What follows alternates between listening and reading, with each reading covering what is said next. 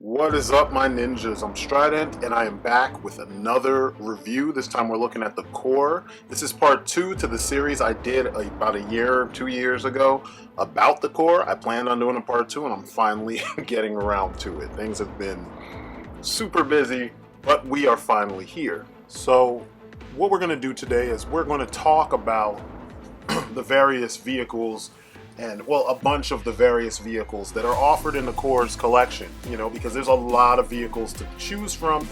I have a lot of experience with the core because I've been collecting core stuff since I was a kid. I've only started saving that stuff as an adult, but I had a lot of these things when I was a kid because it's the cost-effective alternative to G.I. Joe. And G.I. Joe it's gone from being affordable to being more and more expensive over the years. So, if you were a kid growing up in like a middle class family, or even a poor family, this would be what you probably got a hold of. Or if you had parents that didn't always have the time to take you to the toy store. I mean, they involved parents, but parents that couldn't get you to the toy store every time you wanted something, then more than likely you saw the core because the core were everywhere. They were in toy stores. They were in supermarkets. They were just all over, and they were affordable. So we're going to sit down and just talk about a lot of the different offerings, what they did right, what they did wrong. It's mostly what they did right because they simply exist to fill holes that Hasbro just never really thought about. So here we go. The goal with this video is to expose people who just didn't know that this stuff existed to what is available from the core. Some of the vehicles that I'm going to talk about, they're no longer available in mass retail unless you go to Lennard's warehouse or unless you find them on eBay in a really good auction. If you do, you might find them for more, higher prices because this is kind of how it works. Some of the prices are ridiculous, so I still wouldn't say, pay $70 for a hollowed out tank. But, at least you would be understanding that this exists, and if you see a good auction, you could get it. If you see them in a lot, you could get them. Also, for those of you who do know about this stuff, it's just a little trip down memory lane so you realize, like, hey, this is stuff that maybe you had it at one point in time, maybe you saw it at one point in time, and, for other people who, you collect a lot of stuff, maybe you somehow miss this particular vehicle, and it's giving you the opportunity to know that this is something that exists that I can use to fill a hole in my collection. Remember that the point about the core is that, they're still around today. And they've been around since G.I. Joe, and they've been filling holes that Hasbro has left open. So without further ado, alright, let's talk about ground vehicles. The core has a very extensive library of ground vehicles, and a lot of them cover ground that Hasbro never even tried to cover in the Joe collection overall. And I'm talking like from tanks to trucks to, just like support vehicles, just to civilian vehicles, because right now I'm showing you more of the tank end, more of the artillery end, you know what I mean, ordnance end. It's heavy weapons, you know what I mean, like these tanks here. And the tank that we're looking at right now is I think it's called the heavy armor tank, and this is the Marauders version. The Marauders were a past set of villains that the core fought before they became the core elite. But you see, there's all these features and things that work really well with the figures. Okay. But you can see there's features out the wazoo, and they're features that aren't like obtuse. You know what I mean? They're not features that get in the way of you playing with it. They're features that kind of accentuate action, creative action play, you know what I mean? You're not having to press a button to wait for the sounds, you know what I mean? You're not firing missiles, that kind of sort of thing. You can pretend that the missiles fire. You can actually make them go where you want them to go. And I think that kind of works better when it comes to these kinds of vehicles and figures, and it's cheaper if you think about it. Now let's talk about one of the more popular land vehicles or ground vehicles, and this is their ATV, their armored ATV. This thing is the perfect stand-in for the Pursuit of Cobra Vamp. A lot of people, including myself, this is what I had before I got one of those. But there are a lot of things on this that actually upstage the Vamp, just from a design standpoint, all by itself. Now, it's not modular as far as weapon systems go, so you can't take the attachments off and put them in different places. Everything is fixed where it's supposed to be. I'm sure, you know, with some ingenuity you could get those pieces off, but that's not what you get this for. It's armored. It fits 4 to 6 characters. It's bigger than the Pursuit of Cobra vamp, and it's more covered up. But if you wanted something closer to the vamp, like the original vamp, like what I imagined would be the upgrade to the vamp, you get the Komodo. Now, this one is a little bit lesser known. We saw this way back when it first came out, and I was just like, wow, I need to get this, because my son had, he had the 25th anniversary vamp, and I think he had 2 of them. But he wanted something else for them to run around in, and I was like, why don't we get this? It looks better, and it kind of has the same feel as the vamp. So, you know, this thing is awesome. It's a lighter, smaller version. It's got heavy weapons, you know, smaller heavy weapons, but it's also got missiles. So, you know, it covers all the bases, you know, and I like that. And when you compare it to the original vamp just had guns, and that's it. Guns and fuel tanks. This thing is ready for heavy combat, and it looks very armored and powerful, and that's what you want in these kind of vehicles. Next up, we have some of they're kind of like accessory smaller vehicles that come in several of the packs with other vehicles. You have a superbike. It kind of looks like a Y2K almost. You could pretend it's a Y2K. It's very nice. You've got a dirt bike. Real nice. The only thing I don't like about any of their bikes is that the handlebars are real skinny and small. They're like short instead of being long. But the shape of the bike itself really feels accurate, you know? And it fits them well, and it fits Joe's even better than it fits the Core. Now the ATV, this is beautiful. This thing is really awesome. This came from the Core Elite, or I think Total Soldier, I think. I know I've seen it packaged in both, but you see heavy guns on the front. It's got a winch in the back. I mean, it's dope. And look at it in comparison to a Joe bike, one of the lesser known Joe bikes. This is the Rise of Cobra Snarler Cycle. I love this thing. It has that kind of, you know, a Ducati superbike kind of feel to it, and it just works. Now look at it, look at the ATV compared to the Ferret. It's smaller, it's more compact, but it's got more functional, kind of believable features. But, you know, it could go toe-to-toe with that thing, and that looks good. That's the way you want it, you know? Well, let's move on to the air support. This here is the Raptor. This is something I always wanted, but I could never find it anywhere.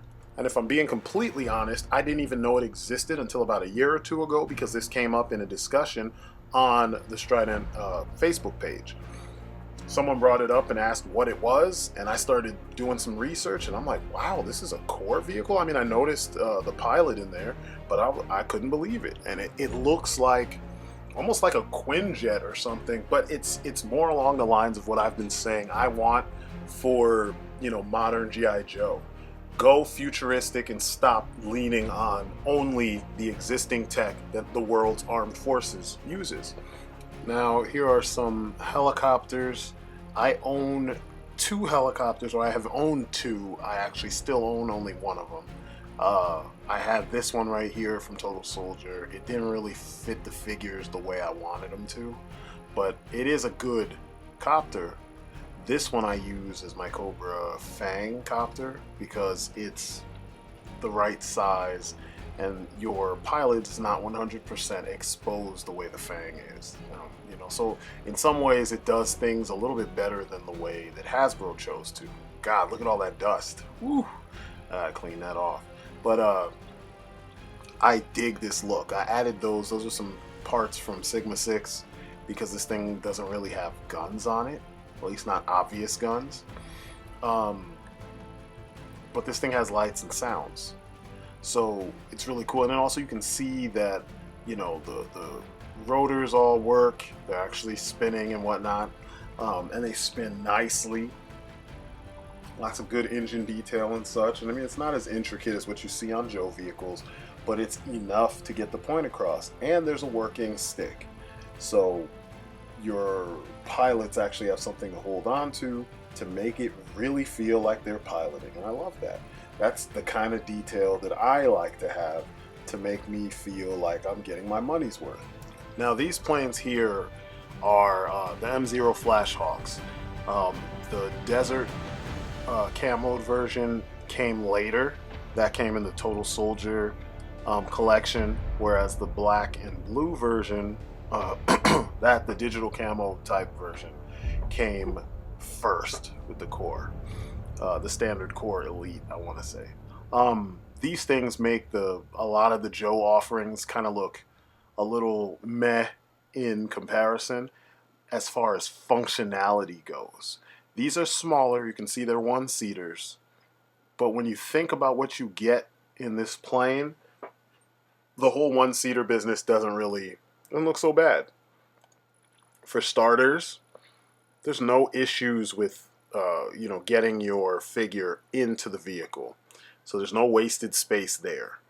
Number two, you have the working wings, the articulated wings that work in tandem, which is awesome, but they're not how do I put this? They're not connected to any type of mechanism other than the gear that makes them work together. That's it. There's no gear to make the wings go out and then make the landing gear go out as well. Nothing like that. It's all independent. The landing gear works on its own. You saw this stuff in my review. I love these things. I have about 5 or 6 of them. They're fun, and when we're talking not the real military, and I know a lot of people love G.I. Joe because the majority of the older vehicles were 100% based on existing military, vehicles. When we're talking for fun, it's more fun to have a cool looking, plane that may not necessarily be 100% accurate, but it's easy to play with and it makes sense in the world that's being created with these figures, than it is to have one that's 100% accurate to something that something like 75% accurate to the real thing, but the scale is off. Because, like it or not, that's the case with most Joe vehicles. The scale will be off by a decent sized margin, and that'll be the big complaint from, I hate when that kind of stuff happens. That will be the complaint from, collectors. It's too small. If it was just a little bit bigger, it'd be awesome. Because I know that's my complaint with a lot of Joe vehicles, is that they nail the aesthetics, the feel, all of that, but then they miss the exact scale requirements, or the relative scale requirements, where, if it seats 20 in real life, the toy seats 10. It's rarely ever like that. True heroes, they get it. And that's a Chap May thing. They get it. The vehicles are usually kind of close, so you at least can feel like you're getting the same, you're getting a relative scale. But, G.I. Joe usually, they'll tell you, real F-14, it's huge, Huge wingspan, huge from front to back, and then it fits one guy. And it's like, come on, there are planes that do fit one pilot. Why not make that instead of making a two-seater fit a one-seater? So with that in mind, I love this, because if this was a Sky Striker, it would feel more like an experimental craft because of its size. It's all the pluses of the actual, plane, just shrunken down to a more manageable size to be dogfighting in cities and, you know what I mean? Like in lower altitudes as well as the high altitudes. So to me, this works better for, what I like to do with my planes. You know me, I'm high action, lots of sci-fi elements to what I come up with. So, this could facilitate that kind of thing, whereas a Sky Striker is too close to the real thing to 100%, and that's just me, to 100% fit that kind of aesthetic. But anyway, this thing's fun to play with. It's easy to play with, lights and sounds. The wheels work independently from the wings. There are 2 joysticks on the sides for your, a throttle and a joystick on the sides for your pilots to handle. plenty of space to get them in there. It's snug, but there's still space so they don't feel 100% crammed in, you know? It's just not a lot of wasted space, and I dig that a lot. The missiles, which you'll see here in a second, the missiles are held together by a clamp system. So you don't have to worry about pressing a button to release the missiles. You don't have to worry about, you know, firing the missiles off with a mechanism and the mechanism going bad. You don't have to worry about any of that shit. You literally just pull them off with your bare hands. They unclip. You can Fox 1, Fox 2, whatever, yourself. You don't have to sit there and rely on the toy doing the work for you. And I love this, you know. The wings sweep back and you can have the landing gear out. I love that too. Of course, there's this beast, because this is more modern. The more modern stuff, I mean, the style of plane is obviously an older plane, but this thing is a monster, and it's a more modern, vehicle. I love this thing. You know it. You saw my review, and you should check it out if you haven't. The Rainfire is another one. That plane, the bomber, was called the Beast, and the Rainfire was the second one. It's awesome. These things are huge. They take up a lot of space. I use this for Cobra, of course, because the core always supplemented my collection. Now, this drone here is pretty awesome, too. ODC, That's Me, did a real good review on this, and it's cool that they made this. This is a larger scale drone that serves as one of the smaller sets. G.I. Joe always tends to, you know, package this kind of thing with another character, whereas they made this its own set. And these are things I said that the core does that Hasbro just won't do, or Leonard does that Hasbro won't. Now let's get into the nautical vehicles. Leonard has been making quite a few of these, and this vehicle here is pretty dope, the Battle Cruiser. This is a more modern vehicle. I do not have this vehicle yet.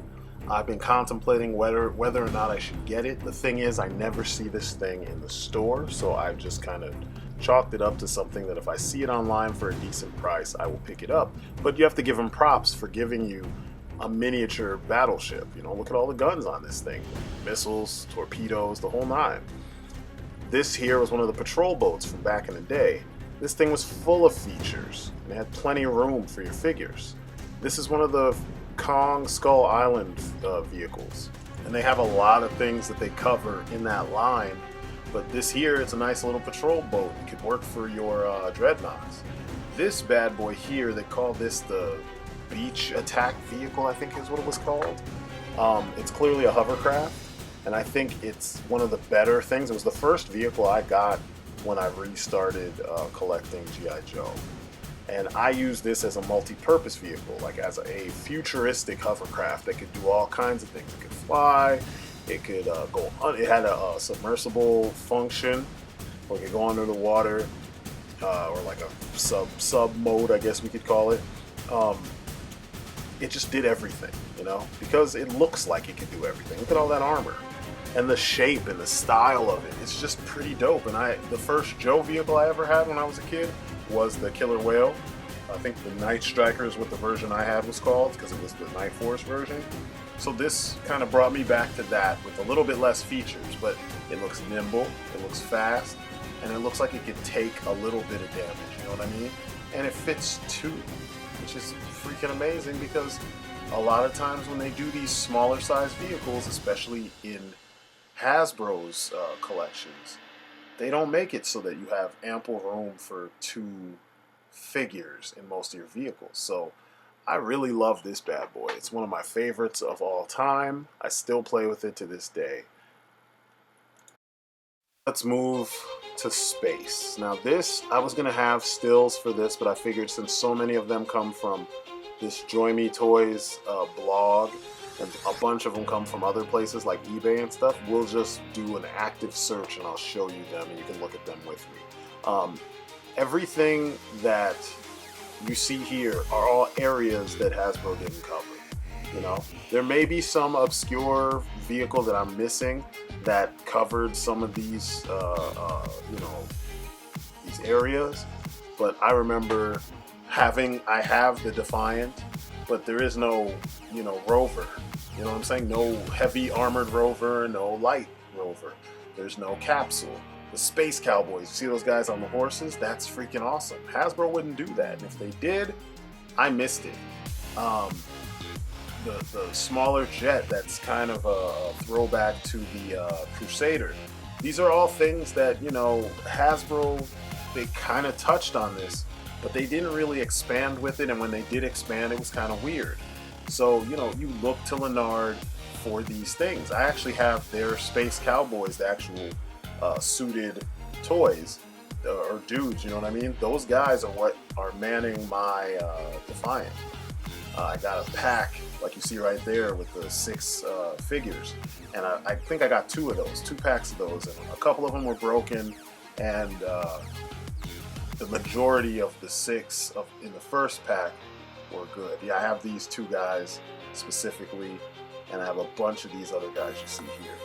These here are funny because they're straight up Deep Six knockoffs, but you know, they found a use for them. They look better as space, you know, faring astronauts than they did as deep sea divers. You know, I don't care what nostalgia says. That's what I always thought in my mind. You know, then not to mention that some of these packs came with motorcycles and other vehicles and stuff like I showed you earlier. It's just these are the little details that help the core kind of stand apart from, you know, the G.I. Joe stuff that it was trying to live up to, you know, and I give them props for that. Like this capsule, look at this thing. Capsule's beautiful. Lots of space, lots of detail. You clearly know what's what, you know, lights and sounds, not that you need them, but they give them to you anyway. It's these kind of things that make these toys worth your while. The funniest thing though is that you got all this. I mean, you're seeing the figures packaged together, and that's how they came at a lower price point than their Joe counterparts. You know, these packs where you have 2 vehicles and 2 actual astronauts, or 6 astronauts and a vehicle, or, you know, a vehicle that comes with 2 or 3 astronauts. Like, that's the way that these vehicles and figures were sold back in the day, and they were sold at such a low price point. It's unbelievable that only now, as we're adults, these things are catching on, and they didn't really catch on as much when we were kids. I mean, I guess they had to some degree because the core is still around now. But, I mean, it really shows you how awesome and how close Leonard was to doing the things that Hasbro would not do. I mean, look at this rover with the armored windshields, and you can open those and slide out if you needed to, or you could just open the whole top to get your guy in there. Like, that's quality stuff, you know? Why didn't other companies take some of these ideas? Like, May could have used this on their various APCs and all that. But I think it's time to get to the conclusion. The point that this whole video is about is just to open your eyes to a bunch of different things that, you know, were offered in the core line. These were vehicles that we have asked for. You see this in threads these days where people start bringing up things that we want to see in G.I. Joe scale. But if you go back a few years, you'll see that Leonard was already doing this stuff. So in many ways, Leonard was ahead of its time.